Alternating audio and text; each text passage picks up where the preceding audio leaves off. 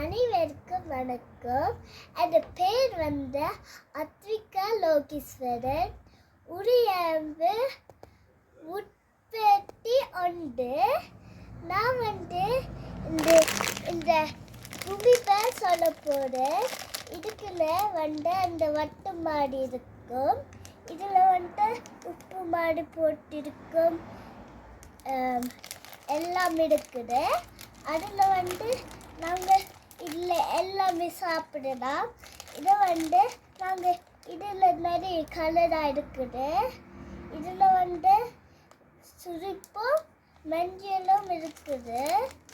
அது நல்லா இருக்கும்.